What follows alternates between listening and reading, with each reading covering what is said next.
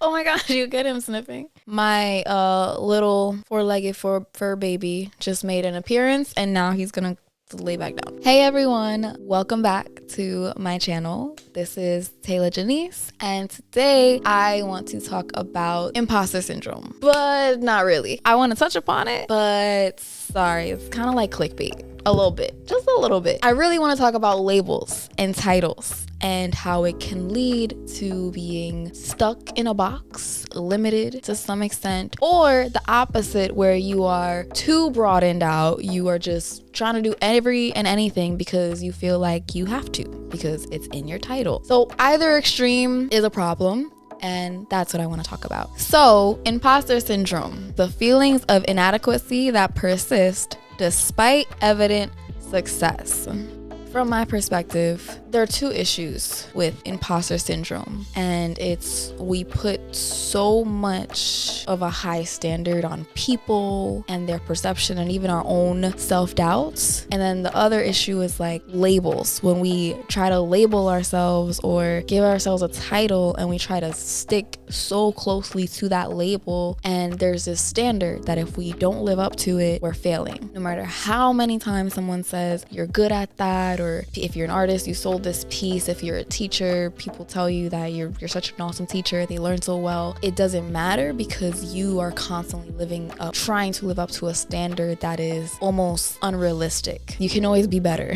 And that's something that I struggle with. You know, I can't say that I'm this, or I can't walk in step of this, because I can be better. I still have more work to do. I still have to hone in on my expertise or whatever. But for example, you're an artist. What makes an artist? Someone who makes art and someone who wants to be an artist. That's it. You're gonna find where you're supposed to be if you just do whatever it is that you want to do and just do it well. I myself have felt like I've limited myself in areas because I want to take pictures, but I'm not a photographer. I don't claim to be. I don't want to be necessarily. So now that means I can't take pictures. You don't think you're an artist, but you want to draw. Just do it. If you have to hold yourself accountable, then I guess if titles help you, great. But if it only makes it worse, if it only keeps you in this box, if it only keeps you, restricted even more, then don't.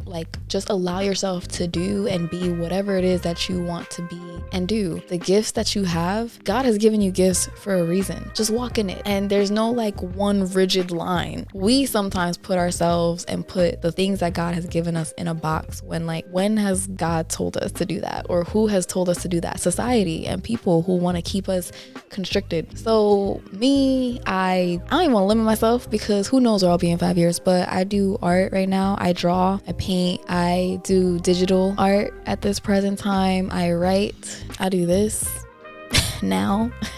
I've never really called myself an artist up until recently, because this is what I want to do with my life. But there were so many times where I didn't call myself an artist because of the expectations that I myself have on myself, or the expectations that other people have on you when you proclaim yourself to be something. So as an artist, for instance, if someone knows I draw, oh, lit, yo, can you draw me? Can you do a portrait art of me? Or, oh, lit, you draw? Can you do a tattoo? Can you design my tattoo? And it's even me, I probably could, but there's so many different types of artists, and now people hold you to a standard that is probably not even what you want to do. And if you don't have your level of confidence up yet, now you feel like you're letting people down because that's not what you do, or it's just not what you want to do. You can do whatever you want. You can dabble in that. You can dabble in interior design if you're an artist. You can dabble in graphic design. You can dabble in portrait art or tattoo art or whatever, or fashion. But just because I'm an artist doesn't mean that I'm good at all that stuff, or doesn't mean that I need to want to do all that stuff. There are artists who only do one type of art, period. There are artists who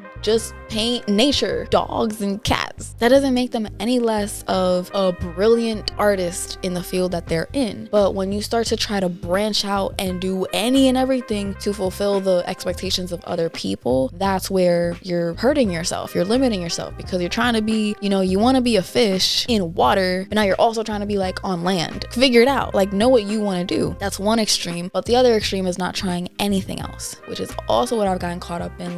Oh, I don't do that. that. So I don't even want to try because I'm not going to embarrass myself. I'm not about to fail out here. And that's limiting too, because as an artist, why do I not want to try other things? Because I'm afraid to fail. But when you think of when you were a kid and you weren't afraid to fail, you weren't afraid of what you look like or what you sounded like. You just did whatever it is that you wanted to do because it seemed fun. As a creative, period, you have to try, because like there's so many things we can learn from kids. And if you don't try, you don't even know. You don't know what ideas will spark from you trying something new. You don't know what else you could be good at because you're not even trying at it. So where I'm coming from is just trying to find the balance of doing multiple things because you want to, experimenting and trying new things in your craft because you want to and because you're stretching yourself, but not because you feel the pressure of everyone else and what their expectations are of you. Thank you guys for watching up to this point. That's just my little bit on imposter syndrome, or the issue with labeling yourself rather. And I hope this helps. I would love to have a follow-up video to this and talk some more about how this impacts other parts of your life, such as your faith, such as your relationships, and give a follow-up on where I am in my journey of just being me unapologetically. So thank you guys, peace and love, and catch you at the next one.